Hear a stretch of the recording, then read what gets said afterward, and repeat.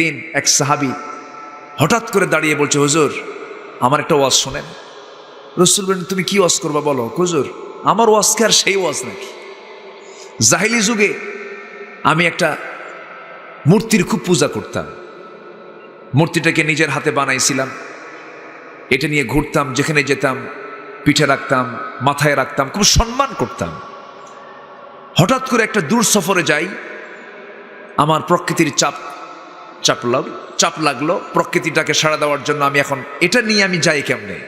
আমার তো দেবতা, আমার রবটাকে, আমার দেবতাটাকে আমি একটু উঁচু জায়গায় রেখে আমি আড়ালে চলে গেলাম। কিছুক্ষণ পরে এসে দেখি আমার সেই দেবতার মাথা থেকে পা পর্যন্ত ভেজা। ভাবলাম রহমতের পানি। আমার নবীজি মুসকে মুসকে হাসতেছেন।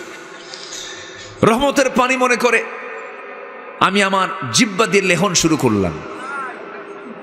চাটন দেওয়া মাত্রই দেখি হুজুর আমতা আমতা গন্ধ, আবার টক টকও লাগে। সামনের দিকে তাকায় দেখি কুকুর লেজ গুটিয়ে গুটিয়ে যায়।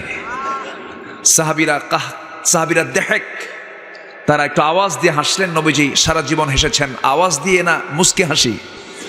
রাসূল হাসি দিলেন। ওই সাহাবী বললেন, ইয়া রাসূলুল্লাহ, এমন রাগ চাপলো আমার, এত সম্মান, এত ভক্তি, এত শ্রদ্ধা করি যে দেবতাকে, সে তার নিজের অস্তিত্বকে রক্ষা করতে পারে না। আমি এমন জোরে আঘাত করলাম, দুই হাতে নিয়ে এমন জোরে জমিনে ফেলে দিলাম, সব ভেঙ্গে চুরমার হয়ে গেল। আপনার কাছে এসে এমন রবের সন্ধান পেয়েছি, যিনি সূর্যের মালিক, যিনি চাঁদের মালিক, যিনি 7টা আকাশের মালিক। যেরকম সুবহানাল্লাহ। আমার নবীজি তার মেয়ে ফাতিমাকে বিয়ে দিবেন, প্রস্তাব দিলেন। বিলিয়নার সাহাবী, খেজুর বাগানের মালিক ওলা সাহাবী এসে প্রস্তাব দিচ্ছেন। রাসূল বলছেন, নট অ্যালাউ, হবে না, হবে না, আমার কাঙ্ক্ষিত প্রার্থী এখনো আসে নাই। সবার শেষে আলী আসছেন, নবীর সামনে দাঁড়াইয়াছেন, সালাম দিয়ে চুপ করে দাঁড়ায় আছেন, নিজের কথা তো নিজে বলা যায় না। রাসূল বলছেন, আলী তুমি জানো কি জন্য আসছো? তুমি কি আমার মেয়েকে বিয়ে করবা নাকি? হুজুর দিলে করা যায়। সুবহানাল্লাহ বলবেন। লজ্জা পেয়ে গেছেন। সবচেয়ে কম বয়সে ইসলাম কবুল করেছেন কে? কে? আলী। আমার নবীজি নামাজ পড়েন, নবীজির ডানে জাফর, নবীজির বামে আলী রাদিয়াল্লাহু আনহু, দুই ভাই দুই পাশে দাঁড়ায় গেছে। আবু তালেব বলতেছে, মুহাম্মাদের, আমার দুটো সন্তানকে তোর হাতে তুলে দিলাম। রাসূল বলেন, চাচার সন্তান দুটোকে তুলে দিন, আপনার খবর কি? কয়, বাপের ধর্ম ছাড়বো না। বাপের ধর্ম? এরকম তেড়ি মার্কা লোক এখনো আছে না নাই? আবু তালেব মার্কা লোক কিছু আছে না? সাইয়েদনা আলী রাদিয়াল্লাহু আনহু নবীর সামনে দাঁড়ালেন। নবীজি বললেন, ও আমার আলী, আমার মেয়েকে তুমি যে বিয়ে করবা, তোমার কাছে কোনো টাকা পয়সা আছে নাকি? হুজুর বাড়ি তো নাই, টাকা পাবেন কোথায়?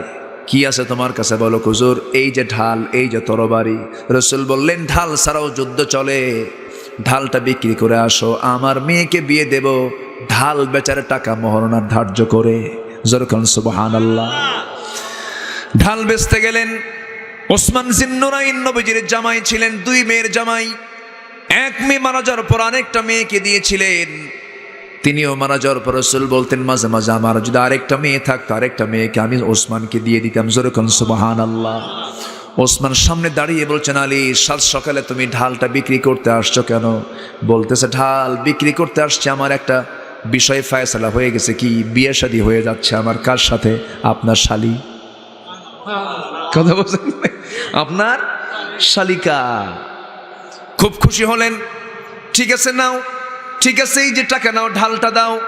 ঢালটা নিয়ে হাতের মধ্যে নিয়ে মুস্কি হাসি মেরে বলছেন, আলী চলেই গেলেন নাকি? হ্যাঁ যাচ্ছি, কিছুক্ষণ পর তুমি তো আমার ভাইয়েরা হবে, তোমাকে কিছু দেওয়া দরকার না?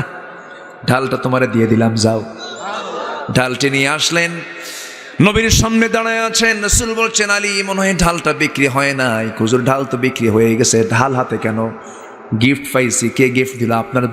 আপনার বড় জামাই ওসমান। কাম পাও নাই, এমন জায়গায় বেচতে গেছো? কি কথা বলছেন? সব তো নিজের মধ্যে হয়ে গেল।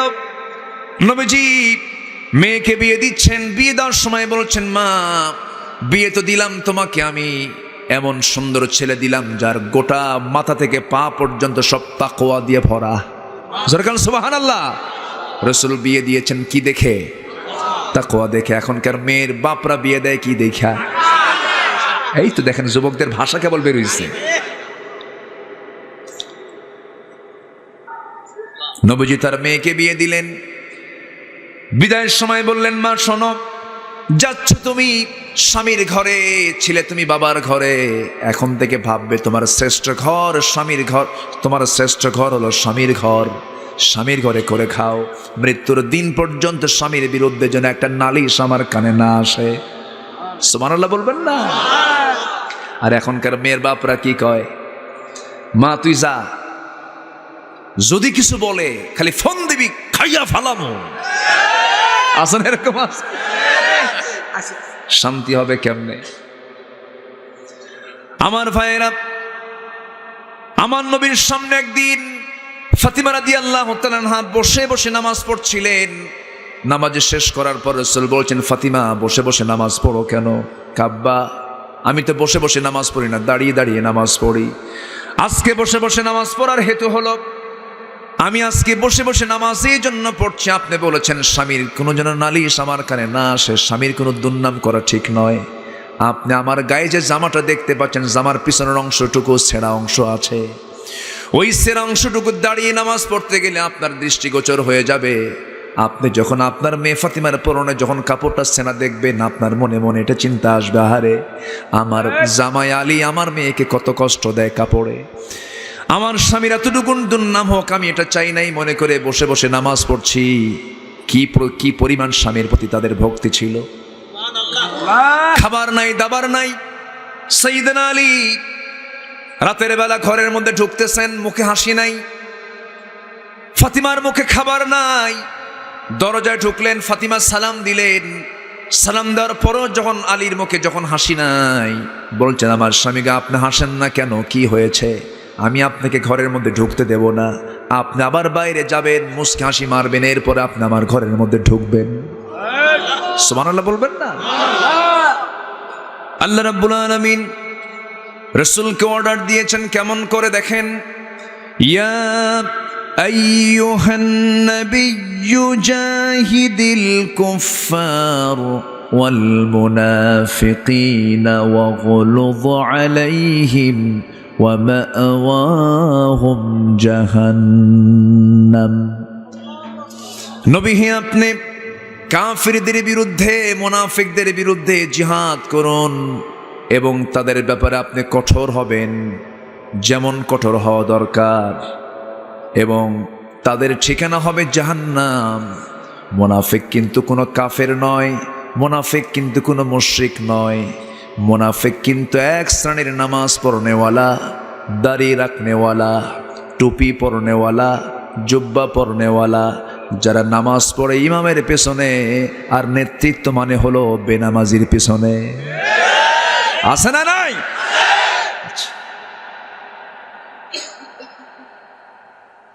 ইমানদার কখনো দুই রাস্তায় যাবে না।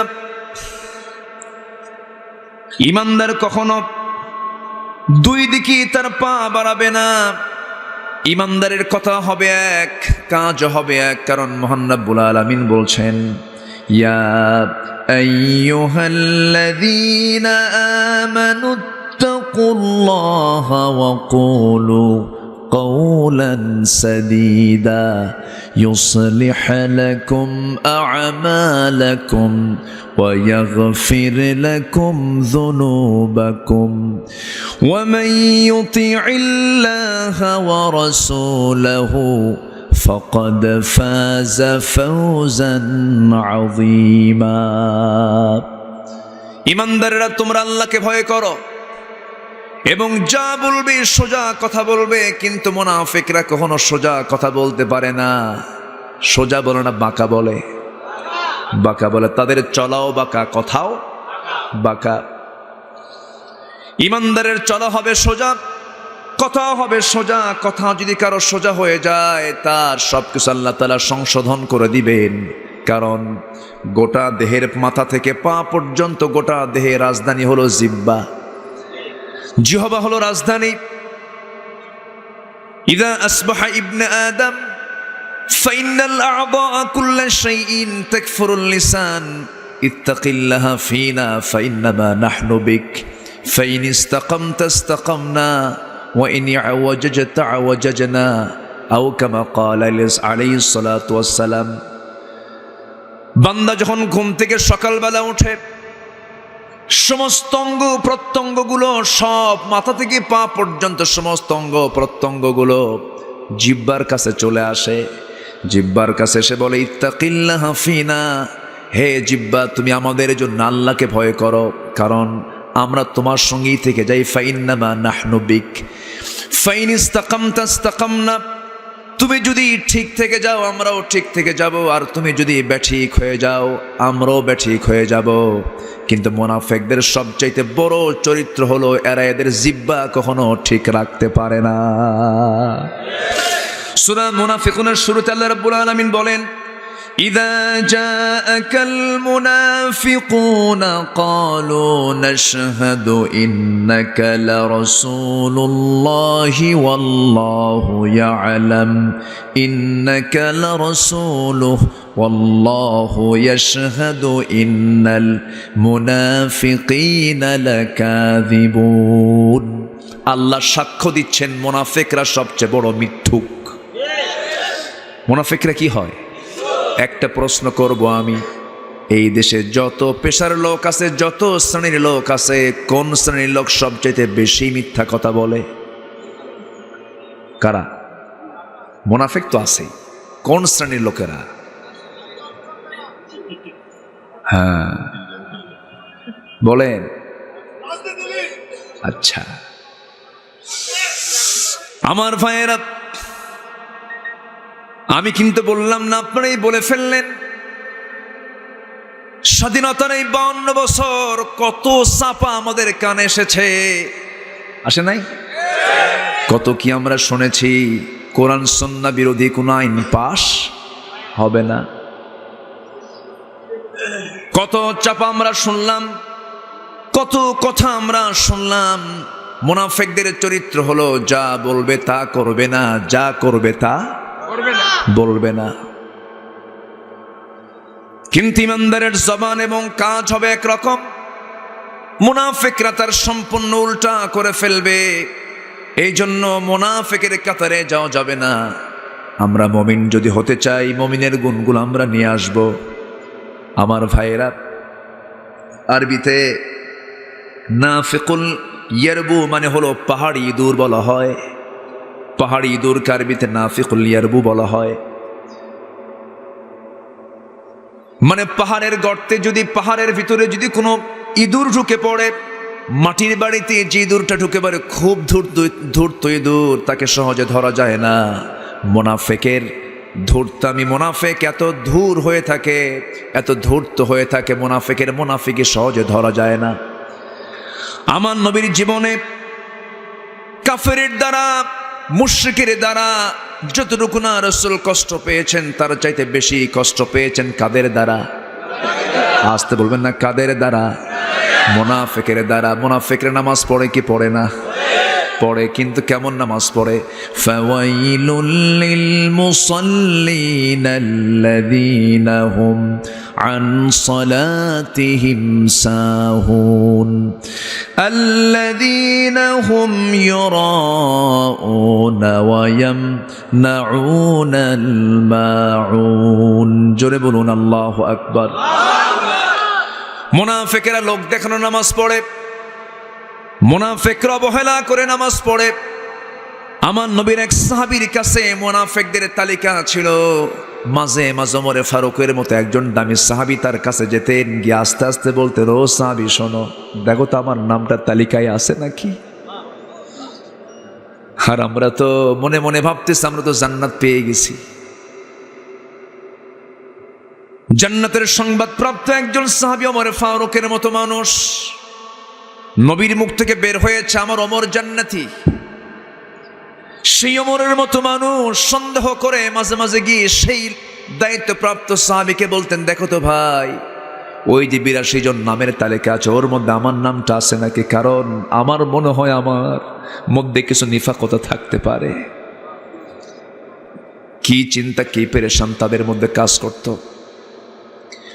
একজন দামি সাহাবী নাফাকা হানজালা, নাফাকা হানজালা চিৎকার মেরে মেরে নবীর দরবার পর্যন্ত চলে এলেন। হুজুর, হানজালা মুনাফিক হয়ে গেছে, কারণ নবী আপনার সামনে যখন বসি দুনিয়ার কথা ভুলে যাই, যখন আপনার দরবার থেকে যখন বাইরে চলে আসি দুনিয়ার কথা মনে হয়, তো মুনাফিকের লক্ষণ।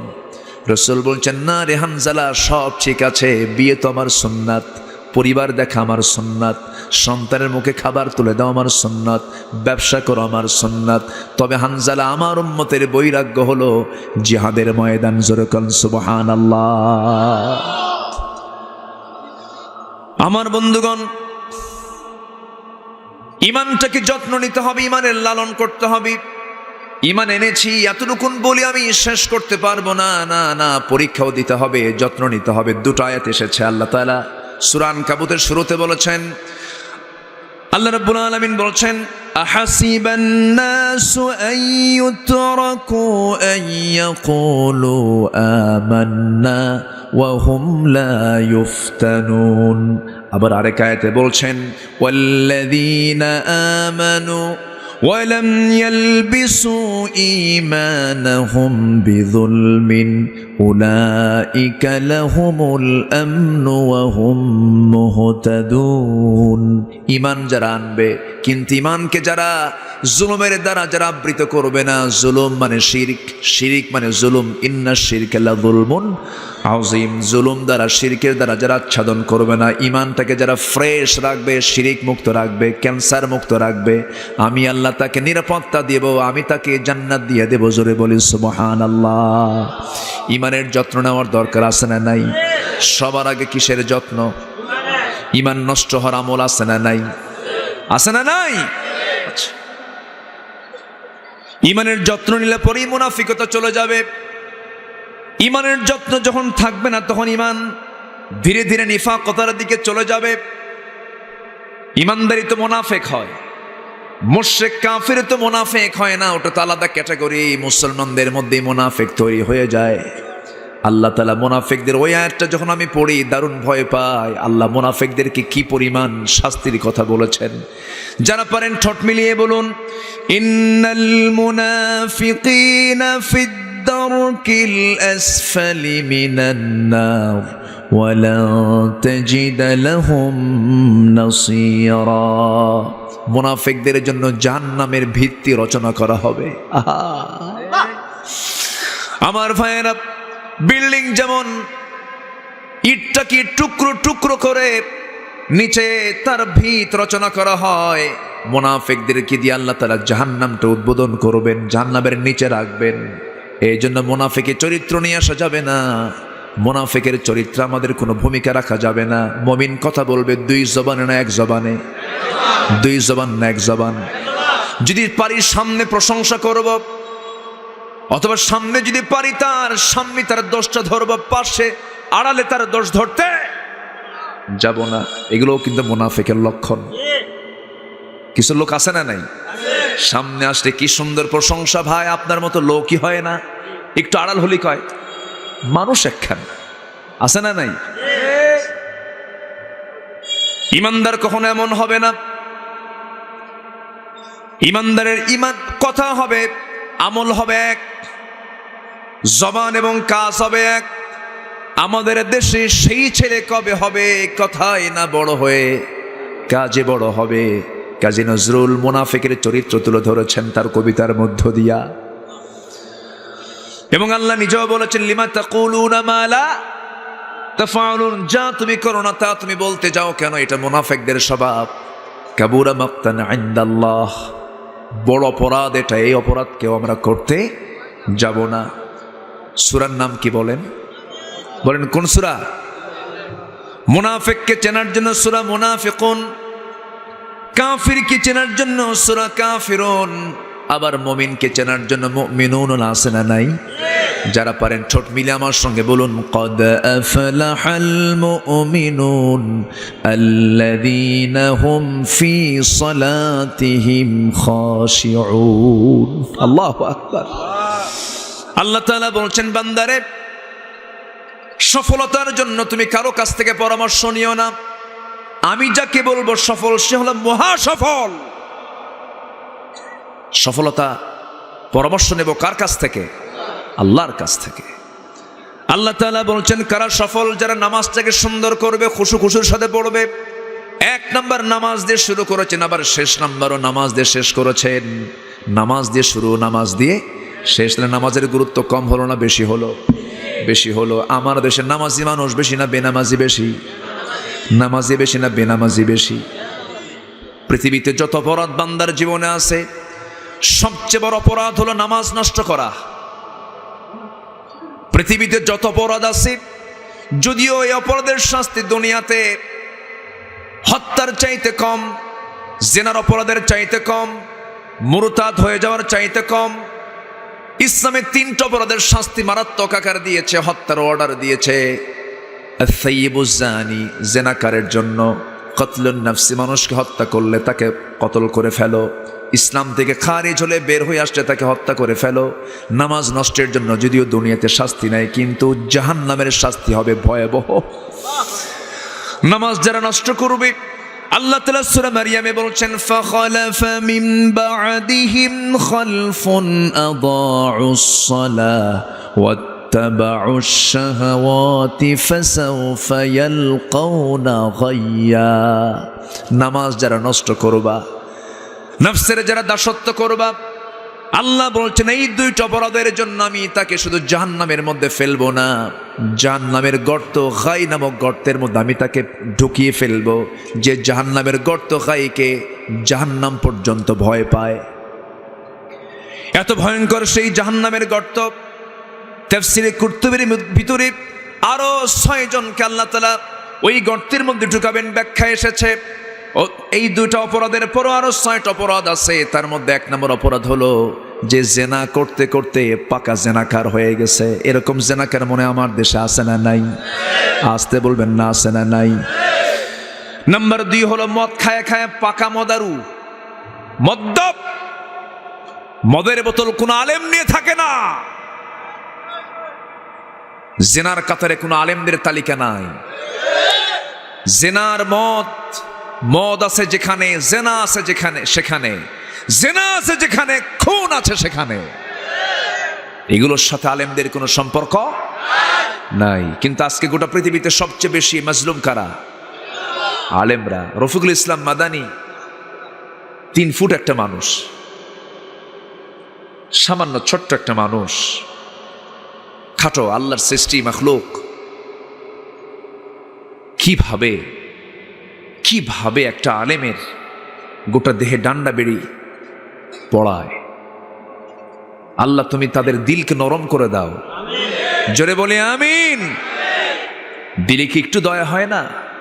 ইরহাম তুরহাম, দয়া করো দয়া পাবা, ক্ষমা করো ক্ষমা পাবা।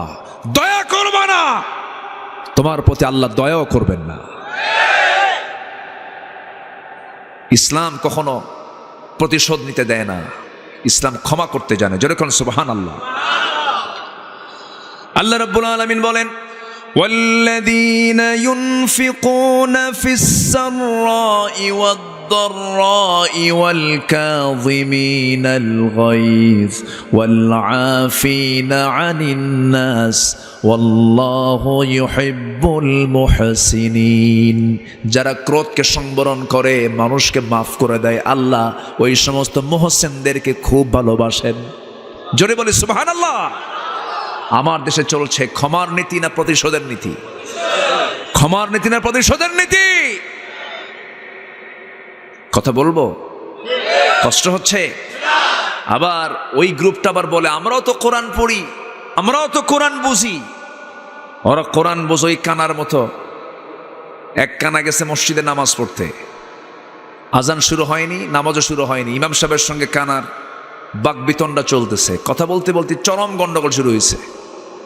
ইতিমধ্যে আজান দিয়েছে, নামাজে দাঁড়ায় গেছে ইমাম, পিছনে মুসল্লি ওই অন্ধ লোকটা, কানা লোকটা নামাজে দাঁড়াইছে। সূরা ফাতিহার পর এমন একটা আয়াত বলছে যে আয়াতের অংশ হলো ওয়া কানা মিনাল কাফিরিন।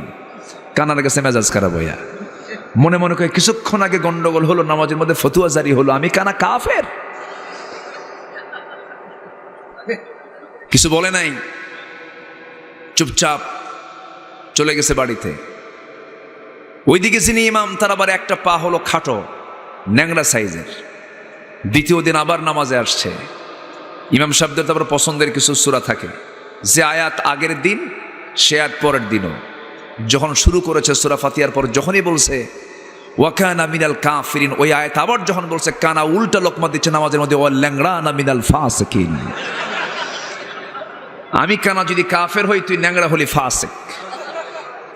ওরা কোরআন বোঝে ওই কানার মতো, ঠিক কিনা?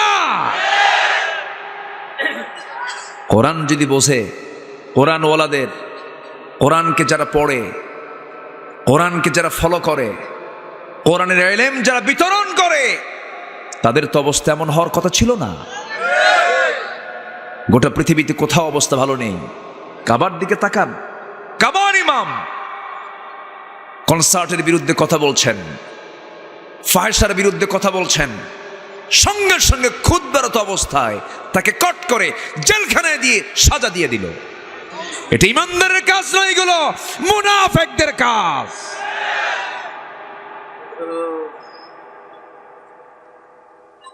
আজকে মুসলমানের কোনো অভাব ছিল না, সংখ্যায় মুসলমানের অভাব নেই। 180 কোটি মুসলমান, প্রতি 4 জন একজন মুসলমান।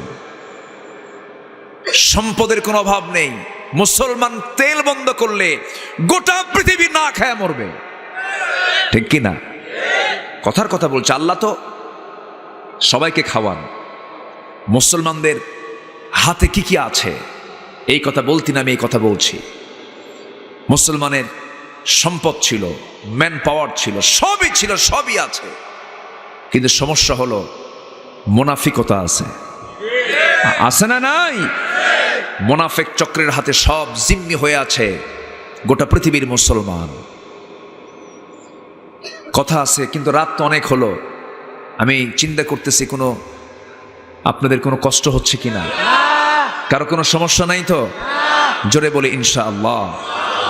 আমার খুব শখ ছিল মরহুম মকবুর গোলাম সাদেক সাইদি রহমতুল্লাহ আলাই, আমি তার সঙ্গে একটু দেখা করব, আমার খুব শখ ছিল, কিন্তু পারিনি।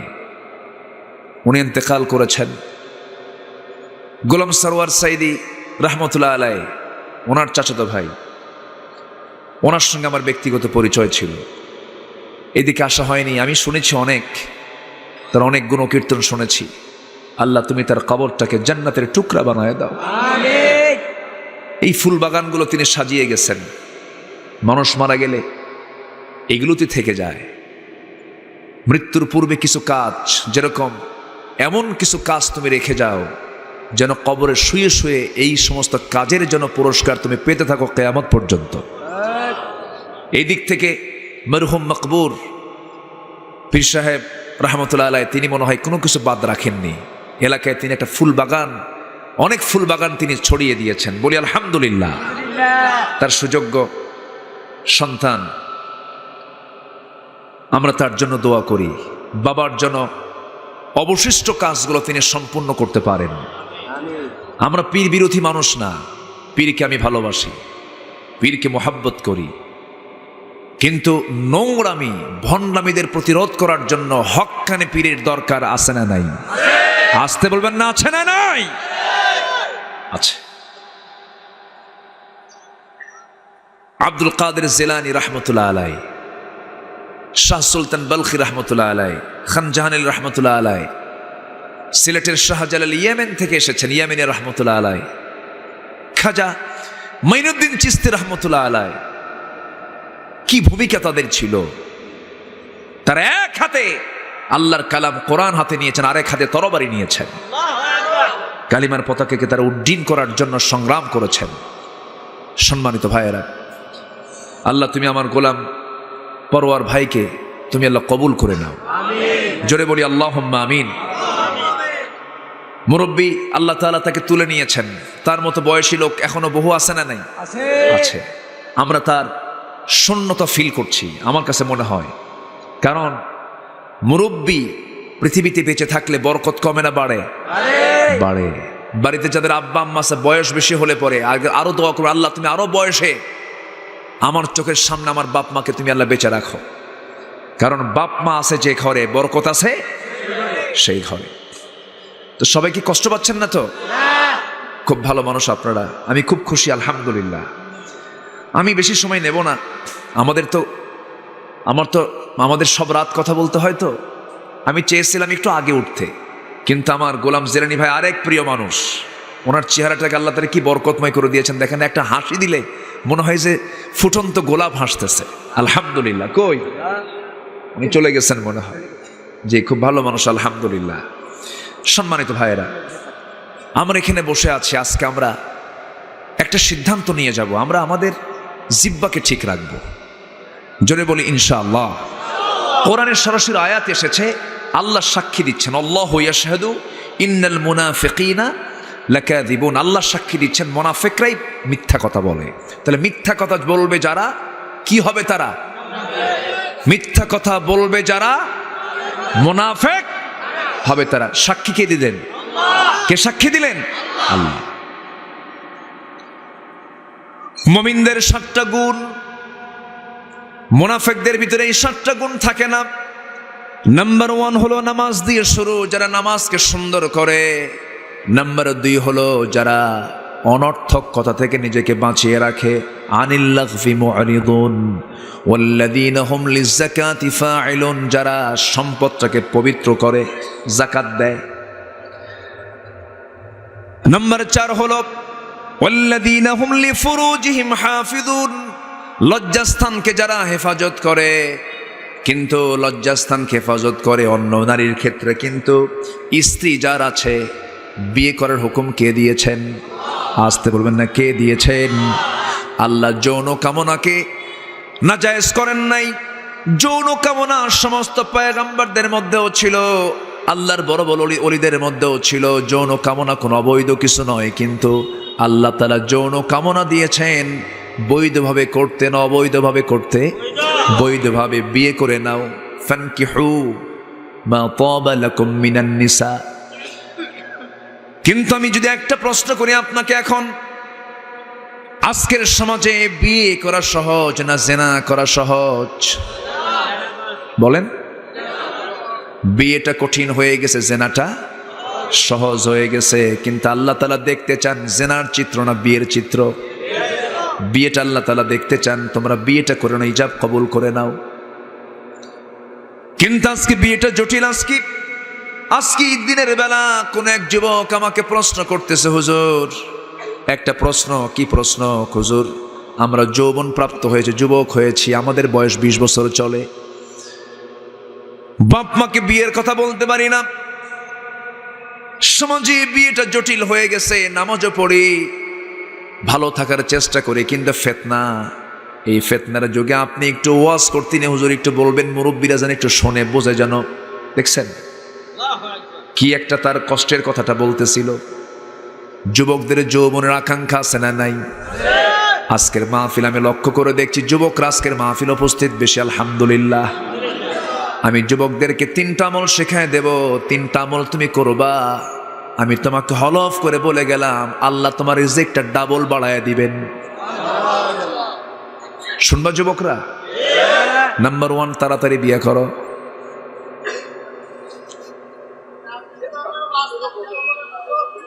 এই তো বলে ফেলছে একটা কথা না? আচ্ছা, আপনারা কি বিরক্ত হচ্ছেন নাকি? হ্যাঁ, ও একজন প্রশ্ন, হুজুর একটা তো করছি, তাহলে আরেকটা কি করবো? দেখছেন, আপনারা খুব ঠোটকাটা মানুষ, টের পাচ্ছি আমি। আলহামদুলিল্লাহ, ভালো। আমার নবী যেরকম মজা করে কথা বলতেন, রাসূল শুনতেন আবার বলতেন। রাসূল শুনতেন, কিন্তু কিছু কিছু লোক আছে শোনে না, খালি কয়। এরকম কিছু লোক আছে না নাই? রাসূল শুনতেন বলতেন। আমার নবীজি খুব ফ্রি হয়ে কথা শুনতেন। একদিন এক সাহাবী হঠাৎ করে দাঁড়িয়ে বলছে, হুজুর আমার একটা ওয়াজ শোনেন। রাসূল বলেন, তুমি কি ওয়াজ করবা বলো। হুজুর আমার ওয়াজ কি আর সেই ওয়াজ নাকি? জাহিলি যুগে আমি একটা মূর্তির খুব পূজা করতাম। মূর্তিটাকে নিজের হাতে বানাইছিলাম, এটা নিয়ে ঘুরতাম, যেখানে যেতাম পিঠে রাখতাম, মাথায় রাখতাম, খুব সম্মান করতাম। হঠাৎ করে একটা দূর সফরে যাই, আমার প্রকৃতির চাপ লাগলো প্রকৃতিটাকে সাড়া দেওয়ার জন্য। আমি এখন এটা নিয়ে আমি যাই কেমনে? আমার তো দেবতা, আমার রবটাকে, আমার দেবতাটাকে আমি একটু উঁচু জায়গায় রেখে আমি আড়ালে চলে গেলাম। কিছুক্ষণ পরে এসে দেখি আমার সেই দেবতার মাথা থেকে পা পর্যন্ত ভেজা।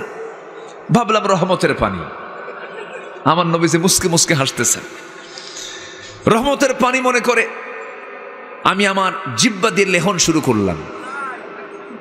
চাটন দেওয়া মাত্রই দেখি হুজুর আমতা আমতা গন্ধ, আবার টক টকও লাগে। সামনের দিকে তাকায় দেখি কুকুর লেজ গুটিয়ে গুটিয়ে যায়। সাহাবীরা দেহেক, তারা একটু আওয়াজ দিয়ে হাসলেন। নবীজি সারা জীবন হেসেছেন, আওয়াজ দিয়ে না মুস্কি হাসি। রাসূল হাসি দিলেন। ওই সাহাবী বললেন, ইয়া রাসূলুল্লাহ, কি এমন রাগ চাপলো আমার, এত সম্মান, এত ভক্তি, এত শ্রদ্ধা করি যে দেবতাকে, সে তার নিজের অস্তিত্বকে রক্ষা করতে পারে না। আমি এমন জোরে আঘাত করলাম, দুই হাতে নিয়ে এমন জোরে জমিনে ফেলে দিলাম, সব ভেঙ্গে চুরমার হয়ে গেল। আপনার কাছে এসে এমন রবের সন্ধান পেয়েছি, যিনি সূর্যের মালিক, যিনি চাঁদের মালিক, যিনি 7টা আকাশের মালিক। যেরকম সুবহানাল্লাহ। রাসূল মাঝে মাঝে শুনতেন। ছোট ছোট বাচ্চাদের সঙ্গে সময় দিতেন। আম্মা জান আয়েশা বলেন, মাঝে মাঝে আমার মনে হয় রাসূল হুসাইনকে যে পরিমাণ সময় দিতেন, রাসূল আমাকে ওই পরিমাণ সময় দিতেন না। হুসাইনকে যখন কাছে পেতেন ঘন্টার পরে ঘন্টা চলে যেত, গল্প করতেন। 7 বছর 8 বছরের ছোট্ট হুসাইন নবীর কোলে বসা আছেন। নবীর কোলে বসে নবীর সঙ্গে গল্প করছিলেন। বাবে জিব্রাইল দিয়ে জিব্রাইল আলাইহিস সালাতু ওয়াস সালাম ওহী নিয়ে আসতেছেন। নবীর সামনে বসে গেলেন। নবীর সামনে বসে সালাম বিনিময় হয়ে গেল। নবীজি বললেন না, হুসাইন তুমি চলে যাও। বাচ্চাদেরকে দেখলে রাসূল পাগল হয়ে যেতেন, অস্থির হয়ে যেতেন, খুব ভালোবাসতেন। আমার নবীজি বাচ্চা হুসাইনকে কোলের মধ্যে নিয়ে গল্পই করতেছেন, ওইদিকে জিব্রাইল বসে আছেন। এবার বলছেন, না না, তোমার সামনে কে এসে বসে আছে, তুমি কি তাকে চেনো নাকি? না না, মাঝে মাঝে এই লোকটা আপনার কাছে আসে, কিন্তু মতলব ভালো না। কেন? খালি হাতে আসে।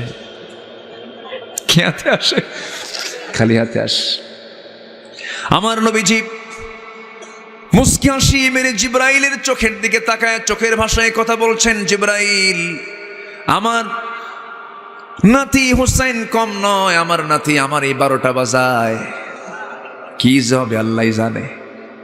আল্লাহ বলছেন, জিব্রাইল, আমার প্রিয় দোস্তের প্রিয় নাতি হুসাইন যখন শক করিয়ে ফেলেছে, তোমাকে কৃপণ বলে ফেলেছে, পকেটে একটু হাত দিয়ে দেখো, তোমার পকেটের মধ্যে জান্নাতের আঙ্গুরের ছড়া ঢুকানো হয়েছে। জিব্রাইল আঙ্গুরের ছড়াটা উপরে ঝোলায় রাখলেন। নবীজি বলছেন, ও আমার নাতি হুসাইন, কে বলেছে কৃপণ সাহাবী, দেখো তোমার জন্য টস আঙ্গুর এনেছে। না না, এতক্ষণ ভাবছিলাম সাধারণ কৃপণ, এখন দেখে মারাত্মক কৃপণ। কেন? পকেট আঙ্গুর থুই আঙ্গুর বের করে না। নবীজি খুব মজার মানুষ ছিলেন। এক কালো মহিলাকে দেখে বলেন, এই কালো মহিলা কোনোদিন জান্নাত পাবে না। কালো মহিলা কাইন্দা শেষ। কিছুক্ষণ পর মুস্কি হাসি মেরে বলেন, মহিলা কান্দো কেন? হুজুর, আপনার মুখ থেকে বের হয়েছে আমি জান্নাত পাবো না। কে বলেছে জান্নাত পাবে না? এই কালো সুরত নিয়ে নয়, পূর্ণিমা রাতের চাঁদের মতো চেহারা নিয়ে জান্নাতে প্রবেশ করবা। নবীজি মজা করে কথা বলতেন।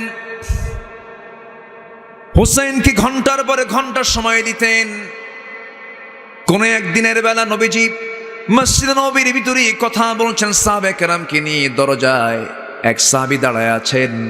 হুসাইন রাদিয়াল্লাহু তাআলা আনহু নবীর সঙ্গে দেখা করতে আসবেন, কিন্তু দরজায় সাহাবী দাঁড়ায় বলছে, হুসাইন তুমি কোথায় যাবে? নানার সঙ্গে দেখা করতে যাব।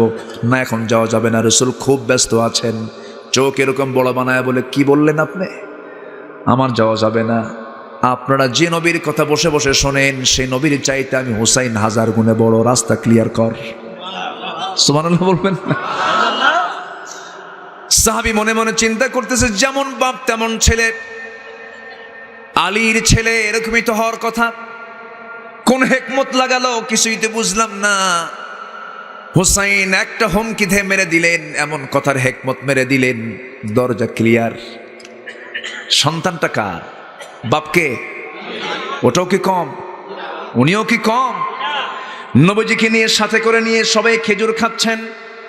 সাইয়েদনা আলী তিনিও খেজুর খাচ্ছেন। রাসূল খেজুর খাচ্ছেন আর বিচিগুলো আলীর সামনে রেখে দিচ্ছেন।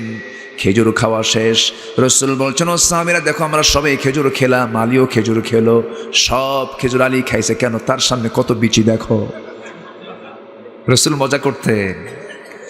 আমার নবীজির কথা শুনে সাইয়েদনা আলীও বললেন ও আমার ভাইরা, রাসূল যে বলেছেন আমি বেশি খাই, আমার বেশি খাওয়াটা মানায়, কারণ আমি হলাম আসাদুল্লাহিল গালিব, আমি যোদ্ধা, আমার খেতে হবে, আমার বাহুবল দরকার, খাদ্যের দরকার। কিন্তু রাসূল যতক্ষণ ধরে খেজুরগুলো খেয়েছেন আমাদের মতো করে নয়, তার পদ্ধতি ভিন্ন ছিল। কারণ আমরা সবাই খেজুর খেয়েছি বিচি ছাড়া, আর রাসূল খেজুর খেয়েছেন বিচি শুদ্ধা, কারণ তার প্রমাণ তার সামনে একটা বিচিও নাই। এটার নাম হুসাইন। সেই হুসাইন হচ্ছেন আলীর ছেলে। হযরত আলী রাদিয়াল্লাহু তাআলা আনহু একদিন ওমরে ফারুক সাথে নিয়ে হযরতে ওসমান রাদিয়াল্লাহু আনহুকে সঙ্গে করে নিয়ে, দুজন লম্বা মানুষ, মাঝখানে আলী, ওমরে ফারুক এবং ওসমানকে সঙ্গে করে নিয়ে হেঁটে হেঁটে যাচ্ছিলেন। হঠাৎ করে ওমরে ফারুক একটা কবিতার ছন্দ বলে ফেললেন, আলা বাইনিনা কান্নুনি লানা, আমাদের মাঝে আলী যেন লানা শব্দের নুনের মতো, মানে লামটাও লম্বা, আলিফটাও লম্বা, নুনের মাথাটা কি হয়? ছোট হয়। আমাদের মাঝে আলী যেন লানা শব্দের নুনের মতো, মানে ওমরে ফারুক লম্বা ছিলেন, ওসমান লম্বা ছিলেন, মাঝখানে আলী খাটো মানুষ, একটু সাইজ করতেছেন ওমরে ফারুক, তুই তো খাটো। সামনাসামনি বলে ফেললেন, কিন্তু হযরত আলী সঙ্গে সঙ্গে জবাব দিচ্ছেন, ওয়ালাউলা কুনতু লাকুনতু মালা, আমি আলী ছোট মানুষ, খাটো মানুষ, আমার তেমন কোনো দাম নাই, ঠিক আছে ভালো কথা, আমি নুনের মাথা, তোমরা আলিফের মাথা, লামের মাথা, লম্বা লম্বা মানুষ, কিন্তু আমি মাঝখানে থাকবো না, আমার নুনটা তোমরা বাদ দাও, তোমরা আল্লাহ দামি নাই। জোরে আল্লাহু আকবার। হযরত আলী প্রচন্ড মেধাবী ছিলেন তিনি। সিফিনের যুদ্ধ লেগেছে কার শাসন আমলে বলেন? সিফিনের যুদ্ধ যে হলো, আরে সিফিনের যুদ্ধ, হযরত আলী এবং মুয়াবিয়ার মধ্যে যে একটা দ্বন্দ্ব হলো না, এই দুই সাহাবীর মধ্যে দ্বন্দ্ব হলো, সিফিনের যুদ্ধ পর্যন্ত গড়ালো। সেই যুদ্ধে আম্মার বিন ইয়াসির শাহাদাত বরণ করেছিলেন। কিছু সংখ্যক সাহাবী প্রশ্ন করে বসলেন, আলী প্রথম খলিফার সময় গন্ডগোল লাগলো না, দ্বিতীয় খলিফার সময় গন্ডগোল লাগলো না, তৃতীয় খলিফার সময় এত জটিলতা সৃষ্টি হলো না, তোমার সময় যুদ্ধ পর্যন্ত গড়ালো, এর কারণটা কি? সাইয়েদনা আলী মুস্কি হাসি মেরে বলছেন, শোনো, প্রথম খলিফা আবু বকরের পাশে আমি আলী ছিলাম, দ্বিতীয় খলিফা ওমরে ফারুক রাদিয়াল্লাহু আনহুর পাশে আমি আলী ছিলাম, তৃতীয় খলিফা ওসমানের পাশে আমি ছিলাম, কিন্তু চতুর্থ খলিফা আমি যখন হয়েছি আমার পাশে আরেকটা আলী নাই, এই জন্য গন্ডগোল লাগছে। দেখছেন, মানে ইনি এত মেধাবী ছিলেন, কথায় কেউ তার সঙ্গে পারত না। তার ছেলে হুসাইন, আপনি তো ওয়াজ আমার উল্টায় দিলেন, এই প্রশ্ন করছে তো ওয়াজ আমার ঘুরে গেছে আরেক দিকে। আচ্ছা, এগুলো কথার কি দরকার আছে না বলেন তো? আচ্ছা, আমার বন্ধুগণ, হুসাইন রাদিয়াল্লাহু আনহু নবীর সঙ্গে দেখা করতে যাবেন, দরজা ক্লিয়ার করে নিলেন, সাহাবী দরজা খুলে দিয়েছেন, নবীর সামনে গিয়ে দাঁড়ায় আছেন মোশান দিয়া, মুখে কোনো হাসি নাই। রাসূল বলছেন, না না তোমার মুখে হাসি নাই কেন, কি হয়েছে? না না, আমার কি কোনো দাম নাই, রাস্তা বন্ধ থাকে আমি তোমার সঙ্গে দেখা করতে আসি, তোমার সাহাবীরা তোমার সঙ্গে দেখা করতে দেয় না, আমাকে আসতে বাধা দেয়। রাসূল মুস্কি হাসি মেরে বলছেন, না না মন খারাপ করো না তো, না না আমি একটা কথা বলবো কি, না না একটা প্রশ্ন করি কি, আমি তোমার চাইতে বড়? রাসূল বলছেন, তুমি আমার চাইতে বড় কেমন করে বড় হলে তুমি? কি না না, আমি তোমার চেয়ে বড়, যে আমি তোমার কাছে 3টা প্রশ্ন করব, তুমি উত্তরটা দিবা, তুমি বুঝবা আমি ছোট না বড়। কেন না, কি প্রশ্ন বলো? দেখেন, আমার নবী ছোট বাচ্চাদেরকে সময় দিয়েছেন কি দেন নাই? দিয়েছেন। আমার নবী যে বলেন কি প্রশ্ন তুমি বলো? না না। এবার বলছেন, তোমার যত সাহাবী আছে সব সাহাবীকে ডাকো। সব সাহাবীকে ডাকলেন তিনি। এবার বলছেন, না না তুমি বলো তো, আমি তোমার সবচেয়ে কোন জায়গায় বসে কথা বলতে ভালোবাসি? রাসূল শুয়ে পড়লেন, নবীজির বুকের উপরে লাফ মেরে গিয়ে বসে পড়লেন হুসাইন। এবার বলছেন, না না তুমি বলো তো দেখি তোমার বাপের নামটা কি? রাসূল বলছেন, বাপের নাম আব্দুল্লাহ। বাড়ি কোথায়? মক্কায়। কোন বংশ? কুরাইশ বংশ। ও নানা, তোমার বাবার আব্দুল্লাহ নাম, কুরাইশ বংশ তার বংশের নাম, এতটুকুই তার পরিচয় শেষ। কিন্তু আমার বাবার নামটা তুমি তো জানো, সাথে আরেকটা যুক্ত হলো আসাদুল্লাহিল গালিব। পৃথিবীর সমস্ত কাফের বেঈমানদের জন্য যাকে সিংহ করে পাঠানো হয়েছে, আমার পিতাকে এক পাল্লায় দেন, আপনার পিতা আব্দুল্লাহকে এক পাল্লায় দেন, আল্লাহর কসম আমার বাবার ওজনটাই ভারী হয়ে যাবে, আমি বড়। রাসূল মুস্কি হাসি মেরে বললেন, নানা আর কি বলবা বলো। এবার বলছেন, নানা বলো তো দেখি তোমার মার নামটা কি। আমার নবীজি মুস্কি মুস্কি হাসি মারছেন আর বলছেন, নানা আমার মার নাম হলো আমিনা বিনত ওয়াহাব, বাড়ি কোথায়? মদিনায়। ও নানা, তোমার মার নামের এতটুকুই পরিচয় আছে, এর চাইতে বেশি পরিচয় তেমন খুঁজে পাওয়া যাবে না। কিন্তু নানা তুমি কি জানো আমার মার পরিচয়টা কি? যেই মার সঙ্গে তোমার দেহের সম্পর্ক আছে, তোমার রক্ত তার রক্ত, তুমি তাকে না দেখলে তুমি থাকতে পারো না। আমার মা হলেন সাইয়্যিদাতুন নিসাই আহলিল জান্নাহ, খাতুনে জান্নাত ফাতিমা। আর তোমার মা আমেনা ফাতিমা কি দুইজনকে দুই পাল্লায় দিয়ে দাও, আমার মার ওজনটাই বেশি ভারী হবে। নানা বলো তো কে বড়? আমার নবীজি মুস্কি মুস্কি হাসি মেরে সন্তানকে চুমু দিচ্ছেন, নাতিকে চুমু দিয়ে বলছেন, নানা রে আর কি বলবি বল। নবীর চক্ষু লাল হয়ে গেছে, কাঁদতেছেন। এরপরে বলছেন, নানা আর কি প্রশ্ন করবি বল রে নানা। এবার প্রশ্ন করছেন, নানা তুমি বলো তো তোমার নানার নামটা কি, তোমার নানার পরিচয়টা কি? এবার রাসূল বলছেন, নানা আমার নানার পরিচয় হলো ওয়াহাব জুহুরি, বাড়ি তার কোথায়? মদিনায়। কি করতেন? ব্যবসা করতেন। এতটুকুনি আপনার নানার পরিচয় শেষ। কিন্তু নানা আপনি তো জানেন নিশ্চয় আমার নানার পরিচয়টা কি। আমার নানা হলেন সর্বকালের সর্বযুগের সর্বশ্রেষ্ঠ মহামানব, আল্লাহর পরই যার স্থান, আখির জামানার পয়গম্বর জনাবে মুহাম্মদুর রাসূলুল্লাহ সাল্লাল্লাহু আলাইহি সাল্লাম।